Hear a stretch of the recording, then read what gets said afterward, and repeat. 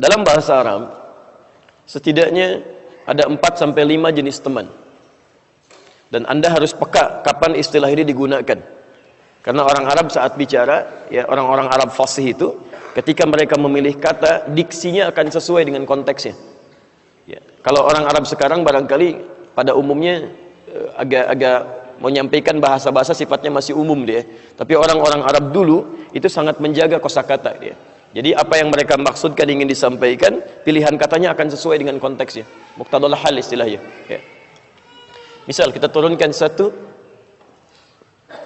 ada yang disebut dengan zamil, zamilun. Jama'nya zumala. Baik. Insyaallah saya enggak hapus ini ya. Kedua, ada yang disebut dengan sadiqun. Sadiq. Jama'nya asdiqa.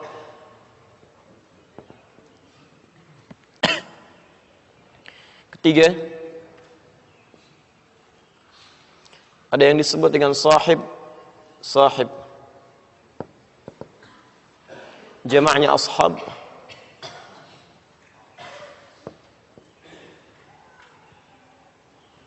Kemudian yang keempat, ada dalam bentuk kata majazi, kiasan, karimun. Ya.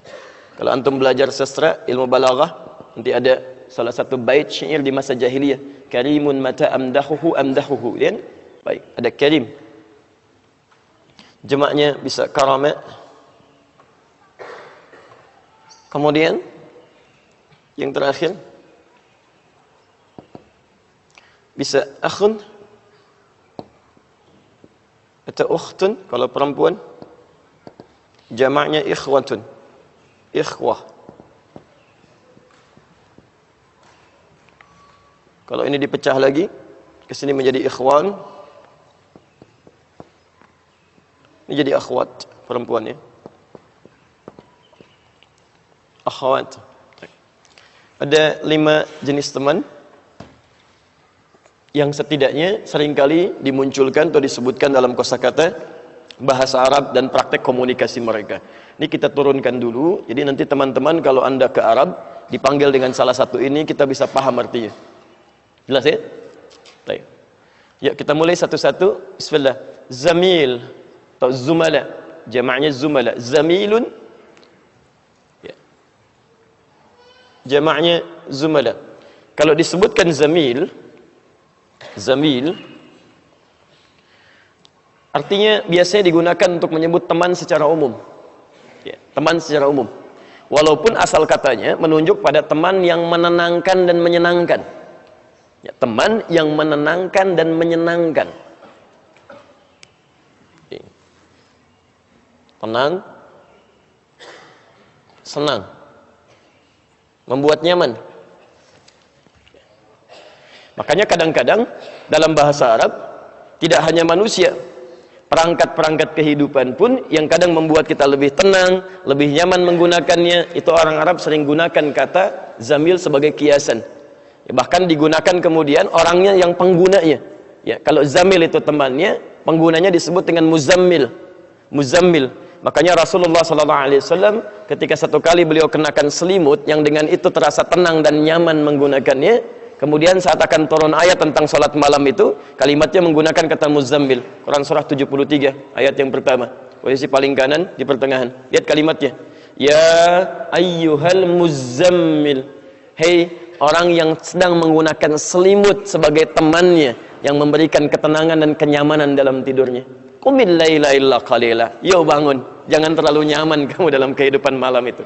Nabi, Rasul, dekat dengan Allah, orang paling takwa, jelas surganya. Masya Allah, masih dibangunkan oleh Allah Subhanahu Wa Taala dengan wahyu untuk menunaikan sholat tahajud. Dan beliau biasa tahajud. Berapa jam sih tidurnya Nabi? Ketika nikmat menggunakan itu jangan terlalu nikmat dengan dunia. Tempat kamu bukan di situ. Ayo, hei ahli akhirat, cepat bangun. Antum Nabi bukan, Rasul bukan, itu kan? Sampai dengan subuh ini surganya belum jelas. Masya Allah, siangnya sibuk bekerja, malamnya sibuk tidur. Kapan tahajudnya, itu kan? Maka dipanggil, ayo, innalaka fin nahari sabhan tawila. Kamu siang tuh terlampau sibuk luar biasa. Malam kamu terlelap juga. Katanya pengen masuk surga. Hei, yang sudah jelas surganya masih mau bangun malam. Kamu yang belum jelas kapan kamu mencari bekal akhiratmu? Paham sampai sini? Baik. Ini zamil. Jadi kalau ada orang namanya muzammil, ya, maaf banyak sekarang ya. Ada muzammil Yusuf, ada muzammil Hasballah, ada muzammil macam-macam. Itu artinya dia bisa dijadikan teman yang menyenangkan dalam kehidupan. Kalau ada namanya muzammil tidak menyenangkan, ingatkan, ya akhi, antum teman yang menyenangkan. Masya Allah. Bukan, saya muzammil. Hei, kamu teman yang menenangkan. Bukan, saya muzammil. Terserah kamulah. Ya. Jamaknya zumala. Zumala. Ya. Kayak orang Arab kadang-kadang kalau anda misalnya umrah, ya, atau misalnya anda haji, kemudian di imigrasi anda ribut, anda macam-macam, ya kan? Anda ditenangkan. Ya Zavili, gitu kan? Taib. Itu artinya, teman, ayo, ta'al hina, ta'al, sini, ya. Tenang. Taib. Kedua, sadiq. Jamaknya asdiqa. Sadiq jamaknya asdiqa. Jika disebutkan sadiq dalam bahasa Arab, itu artinya teman dekat yang selalu mengarahkan pada kebaikan, pada kebenaran maksudnya. Ini sudah dekat, ya. Kalau zamil masih umum. Kalau ini teman dekat.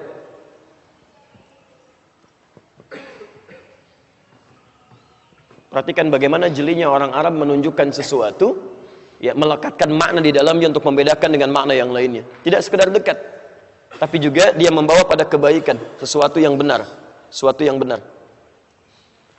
Dari kata as-sidq asalnya, dari kata as-sidq. As-sidq. Kalau pemilik ini, as-sidq artinya sesuatu yang benar, ya. Pemiliknya disebut dengan shadiq.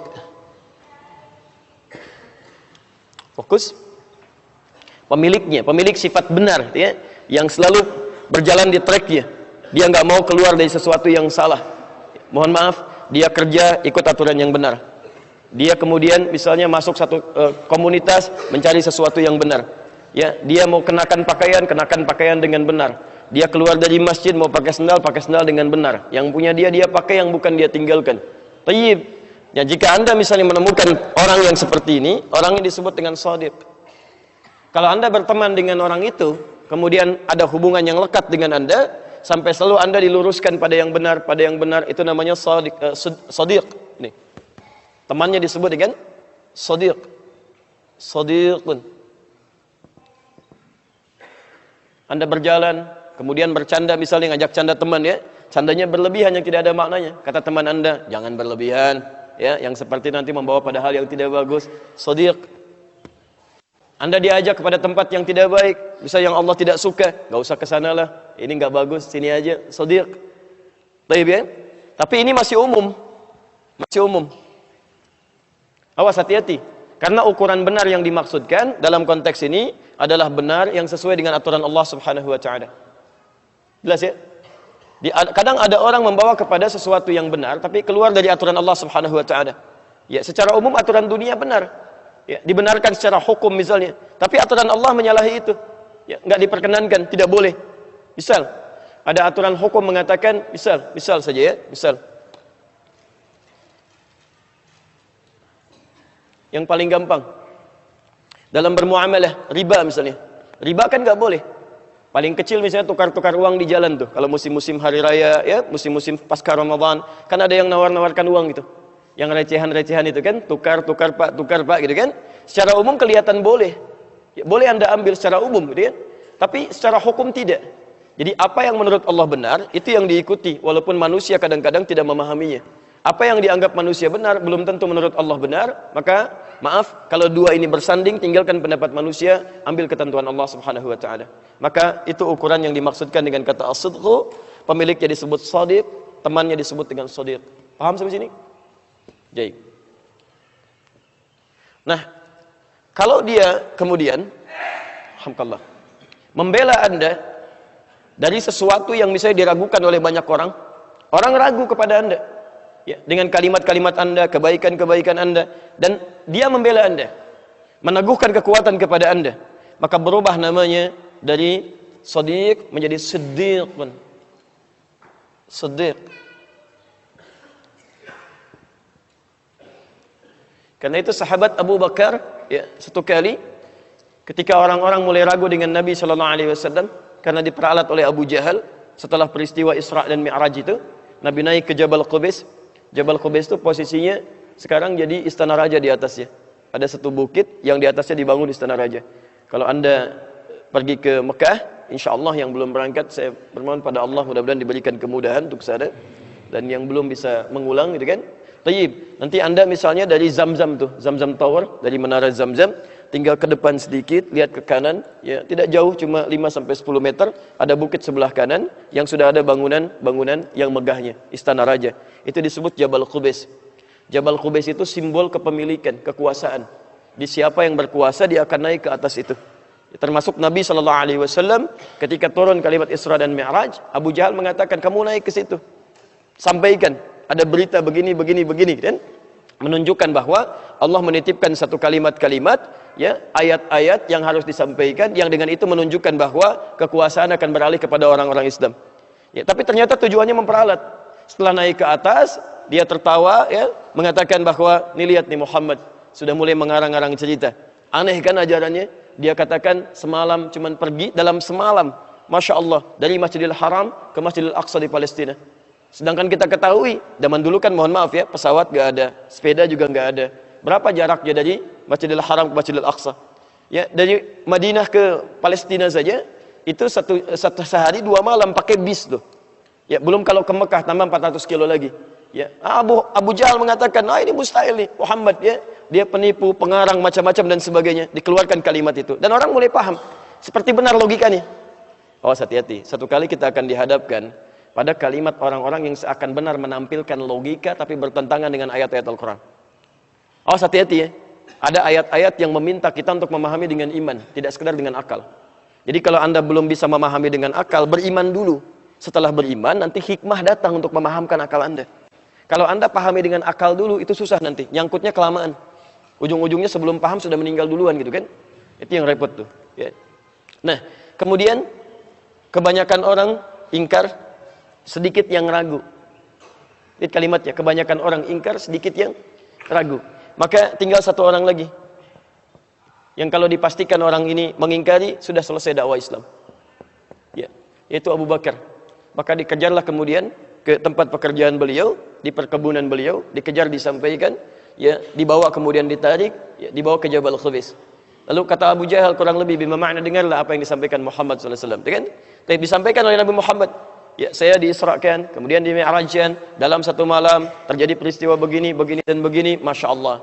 Lalu kemudian Abu Jahal mulai tertawa. Bagaimana pendapatmu Abu Bakar? Kata Abu Bakar, lihat kalimatnya, fawallahi bermakna, maka demi Allah saya katakan, kalaupun Muhammad mengatakan sekarang di belakang bukit ini ada yang musuh yang akan menyerang, dan itu tidak terbukti, saya akan tetap yakin dengan dia, dan akan saya benarkan apa yang dia sampaikan. Membenarkan sesuatu sebagai pembelaan terhadap teman yang sangat disayangi untuk menepis keraguan banyak orang, maka berubah kalimatnya dari Shadiq menjadi Siddiq. Paham sampai sini? Baik. Maka dari situ dilekatkanlah gelar As-Siddiq kepada kehidupan beliau. Abu Bakar As-Siddiq, yang tidak hanya menjadi teman dekat dalam kebaikan, tapi selalu menjadi pembela Nabi dengan segala kemampuan dirinya. Entah itu dengan fisiknya, terlebih dengan hartanya, yang banyak kisah tertuangkan di situ dan luar biasa. Di satu saat mungkin antum bisa gali sirah sahabat ya. Nanti kita bahas bagaimana tahunya kan Anda hijrah, Abu Bakar menemani Nabi dari Mekah ke Madinah. Pernah nggak bahas di jalannya terjadi seperti apa? Tidak banyak orang tahu kalau beliau sering gelisah, kadang ke depan, kadang ke belakang, kadang ke kanan, kadang ke kiri. Ya Abu Bakar, apa yang kamu lakukan? Ya Rasulullah, saya takut ada anak panah di depan, saya akan menjadi tameng bagi Anda, biar saya yang kena duluan. Ya Rasulullah, saya ke belakang, takutnya ada tombak dari belakang, biarkan saya yang kena duluan. Sampai kemudian ketika lekat ke gua Thur itu, tidak seketika langsung masuk ke dalamnya. Ya, beliau lemparkan dulu batu ke dalamnya. Apa yang kamu lakukan untuk mengecek ada binatang buas atau tidak? Setelah itu, kosong, tidak ada respon. Nabi mau masuk, tahan ya Rasulullah. Dia masukkan tangannya begini. Kenapa engkau masukkan? Untuk mengecek lebih dalam lagi, kan? Nabi hanya mengecek kecintaannya kepada Nabi SAW. Sampai di dalam tidak ada orang yang paling sedih, paling menangis, kan? Kecuali Abu Bakar. Sampai turun ayat di sini untuk memuji bagaimana kecintaannya kepada Nabi SAW. La tahzan innallaha ma'ana, gitu kan? Jangan kamu, tahzan itu kan menangis, bukan sedih. Ingat ya, sudah ada kalimat, sudah ada air mata, sudah ada dumu'a di situ. udah ada keluar, walaupun tidak harus misalnya kemudian air mata itu keluar dengan kalimat-kalimat yang lain atau perasaan-perasaan yang menghadirkan suara. Kalau itu sudah dibuka namanya bukaun. Ya, jadi kalau buka itu artinya tangisan yang mulai pecah, yang mulai melahirkan isak. Kalau sudah terisak-isak itu sudah ada suara. Tapi kalau hazan itu kesedihan yang dalam yang bisa meneteskan air mata.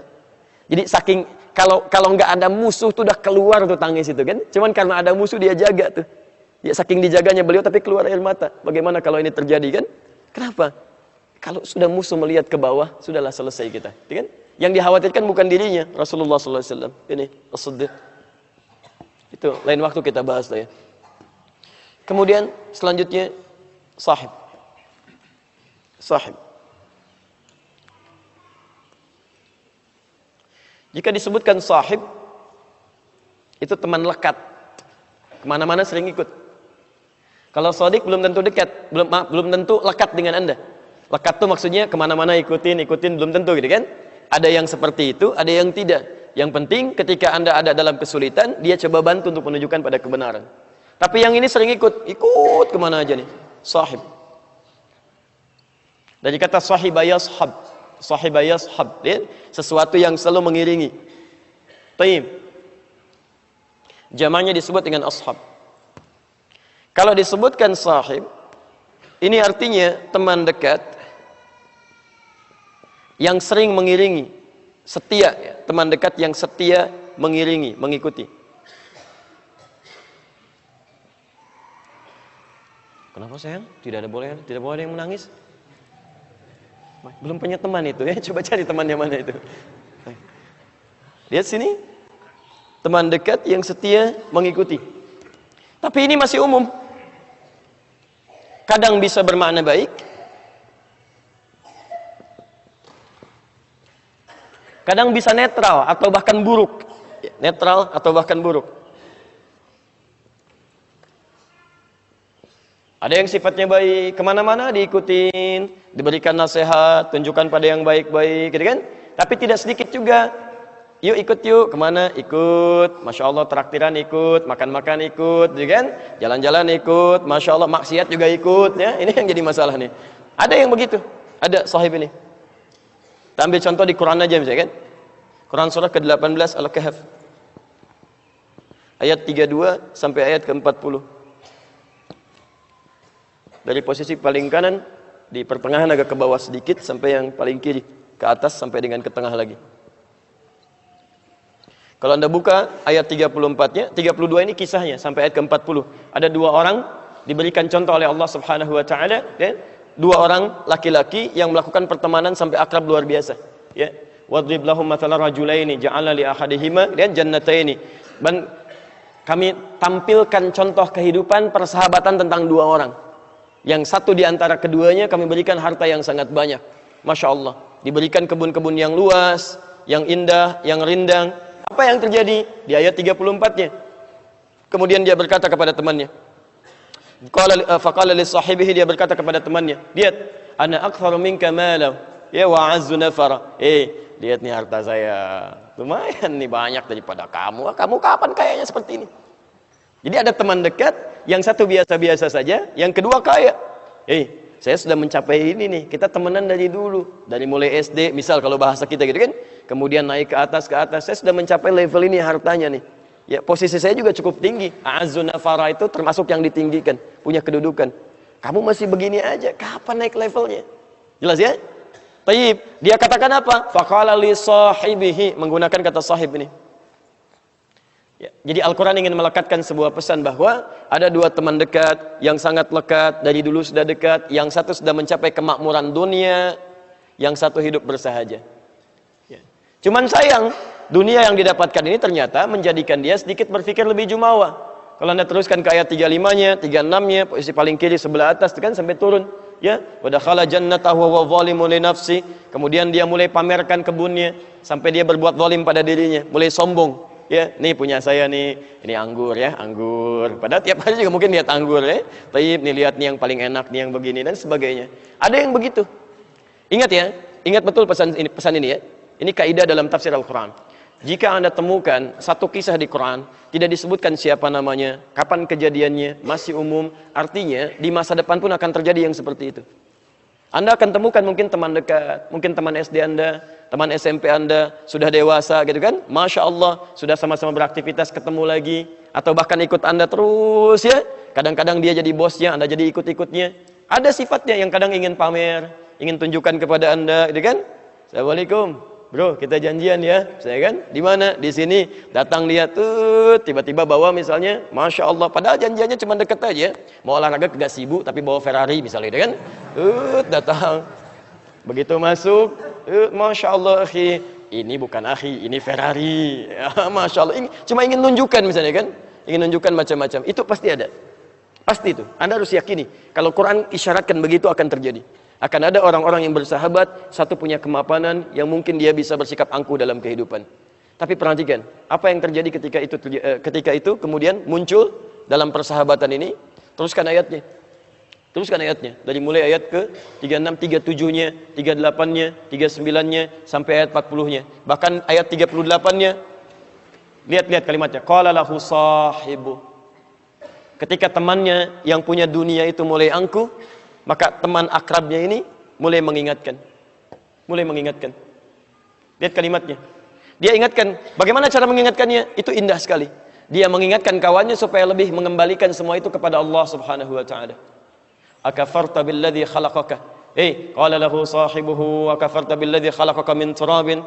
Kawan, masa kamu enggak ingat Allah? Allah ciptakan kamu dari sesuatu tanah, akan kembali ke tanah, semua ini enggak akan ikut. Ayo kamu banggakan dari sekarang. Kan ke alam kubur sama status kita. Apa kamu kira ketika dikuburkan semua itu akan dibawa? Kelihatannya sekarang seperti beda aja. Kamu pakai itu, saya pakai ini. Kamu mobilnya Ferrari, saya pakai angkot misalnya kan. Sama-sama ke kuburan, angkot saya nggak ikut, Ferrari kamu nggak ikut. Apa bedanya? Ya, pakaian kita juga sama. Ya, kain kafan juga kita sama. Masya Allah. Kamu silakan pakai aja, nggak ada masalah, kamu silakan. Di dunia kamu pakai kotak-kotak, saya pakai kain putih. Saya sama aja ketika meninggal kain kafan saya putih. Kain kafan kamu bukan kotak-kotak gitu kan. Jangan tafsirkan yang lain ya. Jangan tafsirkan yang lain. Saya cuma isyaratkan saja ya. Isyaratkan saja, hati-hati. Hati-hati. Oh, ini agak sensitif ya. Pulang dari sini jadi tersangka nanti saya.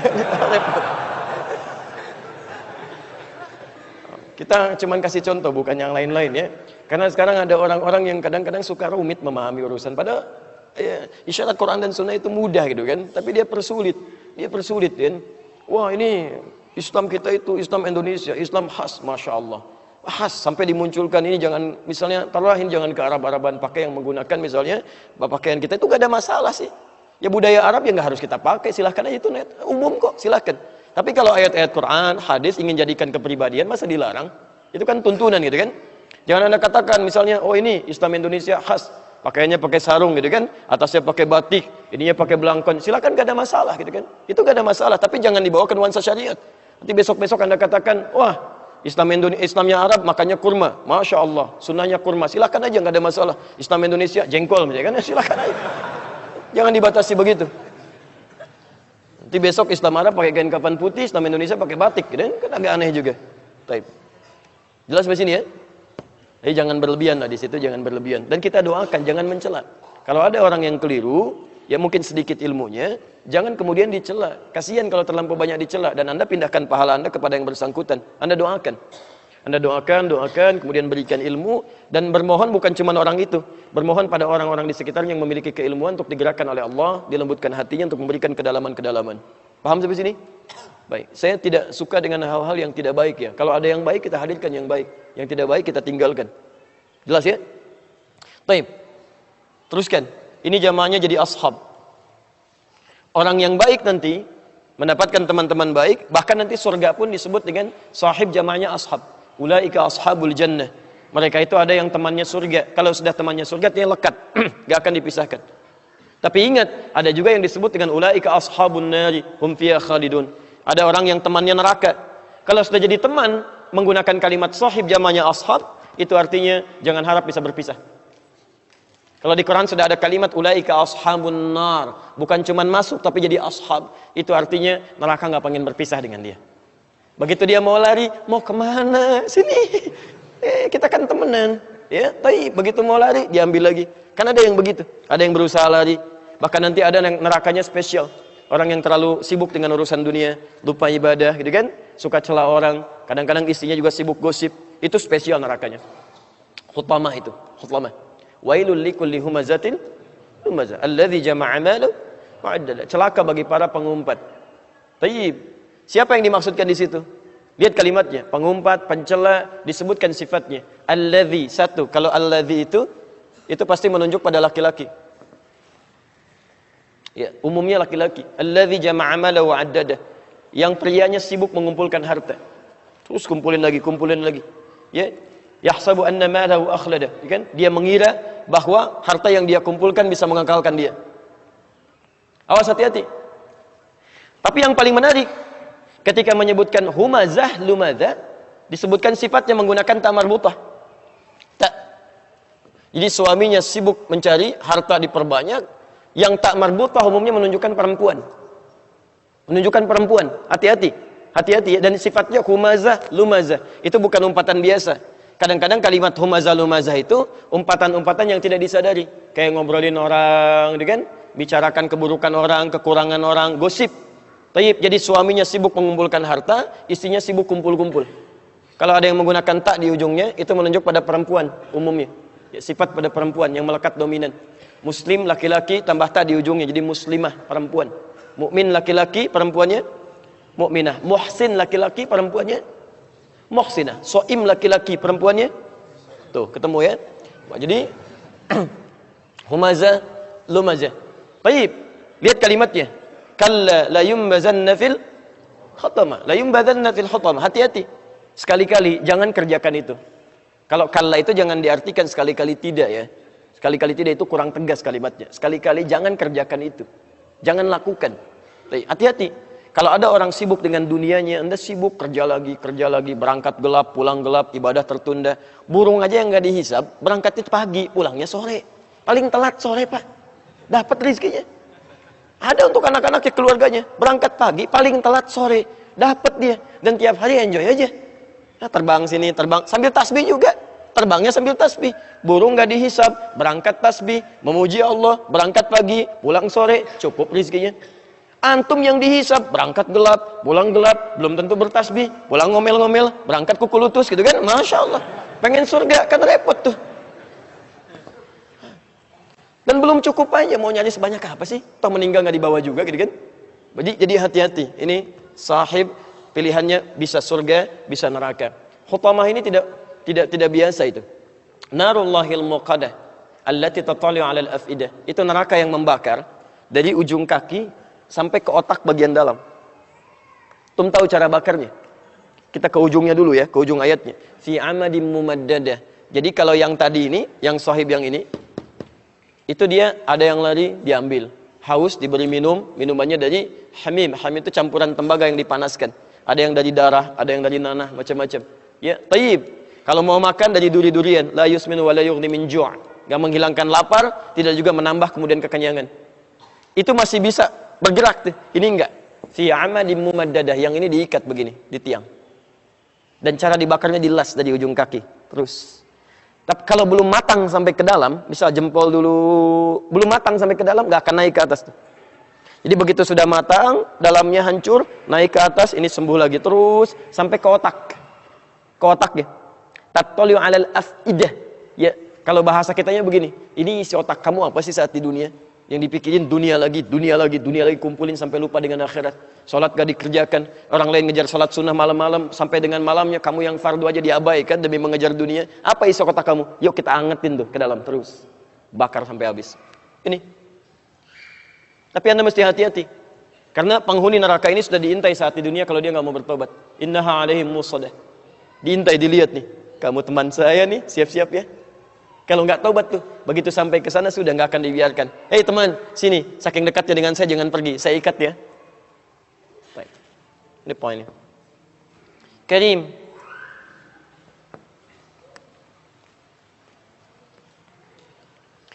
Tidak disebutkan kata karim dalam bahasa Arab kecuali kawan yang menunjuk pada sifat-sifat kemuliaan. Punya sifat mulia dia. Di segala yang berasal dari kata karuma, akram, ini Ini menunjukkan ada kemuliaan-kemuliaan. Bukan cuman baik ya, tapi mengandung sifat-sifat mulia. Makanya di dalam bahasa Arab, kadang-kadang waktu-waktu yang menunjukkan kemuliaan-kemuliaan lebih daripada yang lain-lain, itu sering kemudian disandingkan dengan kata karim. Kami saat tinggal di Arab, saya ketemu kawan, sudah masuk mau dekat Ramadan, ya, maka kita katakan Ramadan karim, Wallahu akram. Ramadan karim, Ramadan banyak kemuliaannya ya, Wallahu akram. Allah lebih mulia yang memberikan kemuliaan-kemuliaan itu. Jadi kalau Anda temukan di teman-teman Anda misalnya, ada kemuliaan-kemuliaan melekat di dalamnya, maka Anda dekati orang-orang seperti ini. Ya. Allah saja memuliakan dia. Masa kita tidak bisa mendekati dia? Allah memuliakan, malaikat memuliakan. Maka kalau Allah sudah muliakan yang bersangkutan, maka Masya Allah, ya, segala keberkahan akan melekat pada dirinya. Cari orang-orang seperti ini. Ini yang terbaik. Tapi kalau Allah saja tidak muliakan, jangan jadikan teman. Hati-hati, jangan jadikan teman dalam apapun kehidupan Anda. Ya, Allah aja nggak muliakan dia, masa Anda memuliakan dia? Aneh, gitu kan? Baik, Anda pilih lagi misalnya gitu kan, untuk jadi teman Anda. Apa saja kehidupannya? Ya, bisa dalam aspek yang lebih luas atau aspek kecil atau sekedar teman-teman biasa. Jadi kalau Allah saja tidak menghendaki dia, bagaimana Anda bisa menjadikannya teman dalam kehidupan? Kecuali Anda mendoakan dia untuk dirubah dan sebagainya dan yang terakhir dia sendiri yang bisa memilih nantinya. Taib. Teruskan dulu. Ukht. Jamaknya disebut dengan ikhwah. Laki-lakinya ikhwan, perempuannya akhwat.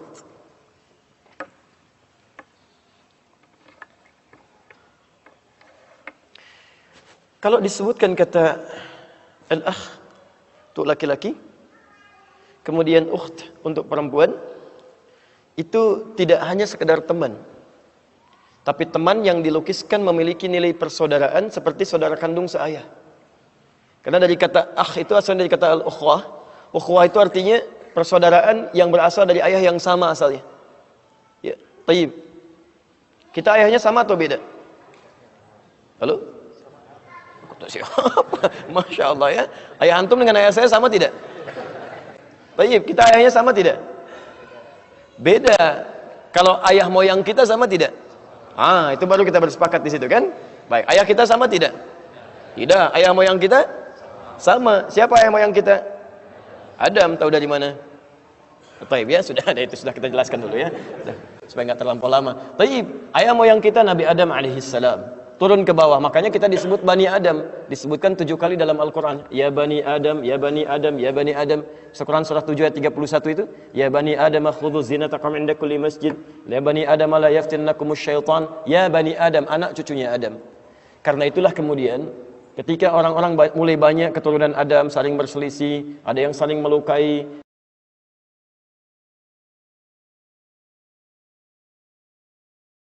nilai yang dalam kehidupan.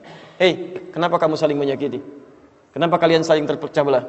Kenapa kalian saling berselisih? Kenapa kalian saling macam-macam hal-hal yang buruk ditampilkan di situ dan diberikan sentuhan? Kalian ini bukan cuma sekedar teman, tapi saudara satu ayah moyang yang sama. Tayyib, diturunkanlah kemudian kalimat untuk laki-laki, ukht untuk perempuan.